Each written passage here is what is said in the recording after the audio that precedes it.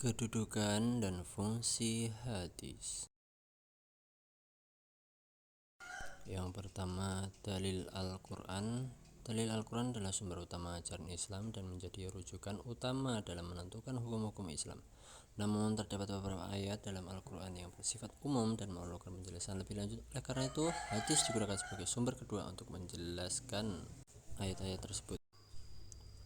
Yang kedua, Al-Hadis. Hadis adalah sumber kedua ujaran Islam setelah Al-Quran. Hadis berisi perkataan, perbuatan, dan persetujuan Nabi Muhammad SAW yang menjadi contoh dan teladan bagi umat Islam dalam menjalankan ajaran Islam. Dan yang ketiga, ijma atau kesepakatan ulama. Ijma adalah kesepakatan para ulama dalam menentukan hukum-hukum Islam berdasarkan Al-Quran dan hadis. Dan yang keempat, kias. Kias adalah metode analogi dalam menentukan hukum-hukum Islam berdasarkan Al-Quran, hadis, dan ijma. Lalu fungsi hadis terhadap Al-Quran yaitu bayan al-takrir, bisa dibaca di teksnya. Lalu yang kedua, al-tafsir. Fungsi hadis sebagai al-tafsir berarti memberikan tafsiran perincian terhadap isi Al-Quran yang masih bersifat umum.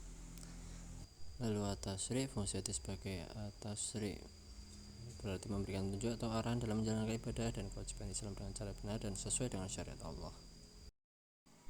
Lalu yang keempat, al-nasakh. Hadis sebagai al-nasakh Al-Quran adalah hadis yang berguna sebagai dasar penggantian atau membatalkan hukum syariat dengan dalil syariat yang lebih baru atau lebih kuat. Setelah keempat tadi, kita akan mempelajari problematika studi hadis. Problematika studi hadis yang pertama adalah kualitas sanad, yaitu sanad rantai perawi hadis yang dipastikan keasliannya. Namun terdapat beberapa perawi hadis yang tidak dapat dipastikan keasliannya. Inilah problematika yang pertama. Yang kedua, kualitas matan atau matan.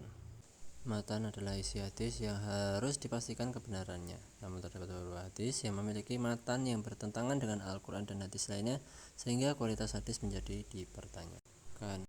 Lalu yang ketiga, penyebaran hadis palsu, atau terdapat beberapa orang yang sengaja menyebarkan hadis palsu untuk kepentingan pribadi atau kelompok, sehingga kualitas hadis menjadi dipertanyakan. Dan yang terakhir, konteks sejarah. Hadis harus dipahami dalam konteks sejarahnya agar dapat dipahami dengan benar. Namun terdapat beberapa hadis yang tidak memiliki konteks sejarah yang jelas sehingga kualitas hadis menjadi dipertanyakan. Sekian, terima kasih dari saya Muhammad Najib Mustafa. Assalamualaikum warahmatullahi wabarakatuh.